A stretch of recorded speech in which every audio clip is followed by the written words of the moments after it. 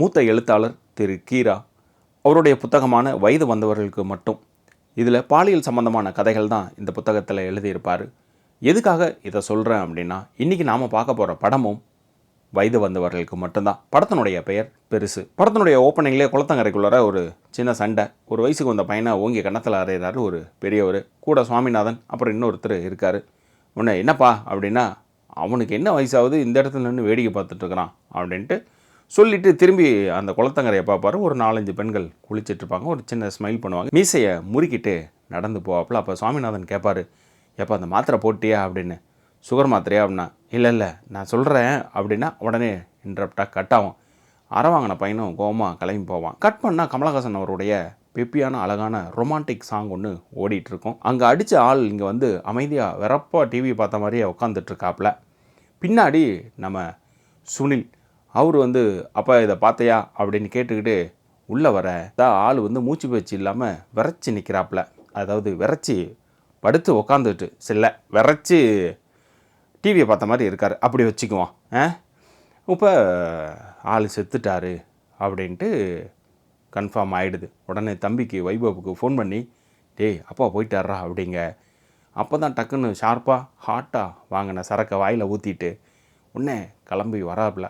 வரத்துக்கு முன்னாடி அவர் நண்பருக்கு ஃபோன் பண்ணி சொல்கிறாப்புல பாலசரவணன் இன்னொரு நண்பருக்கும் ஃபோன் பண்ணி சொல்லிடுறான். அவன் காரில் ரேடியோ கட்டி ஊரெல்லாம் சொல்ல ஆரம்பிச்சிட்டான். இந்த கேப்பில் வைபவ் வீட்டுக்கு வந்து அப்பாவுக்கு என்னாச்சுன்னு எட்டி பார்க்க அதிர்ச்சியில் வாய் மேலே கையை வைக்கிறாப்புல.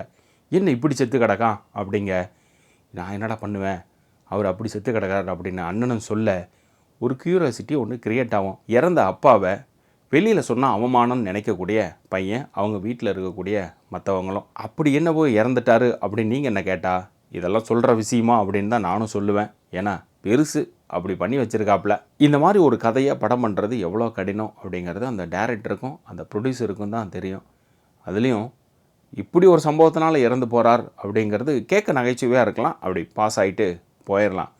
இது ஒரு முழு படமாக கொண்டுட்டு வர்றது மிகப்பெரிய சவாலுக்குரிய ஒரு விஷயம். வைபவ் சுனில், ஸோ 2 பேரோட காம்பினேஷனும் சூப்பராக இருக்கும். வைபவ் வந்து சரக்கு மோட்லேயே இருப்பாப்புல.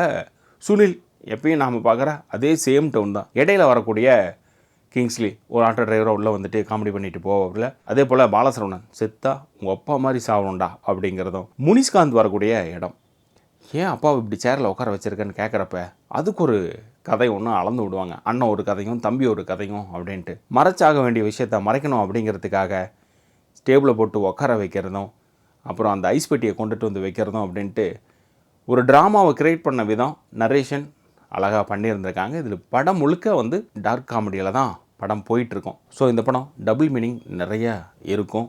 ஸோ இதெல்லாம் ஓகே அப்படின்னு சொல்லக்கூடிய ஆட்களாக இருந்தால் மட்டும் உங்களுக்கு இந்த படம் பிடிக்கலாம்.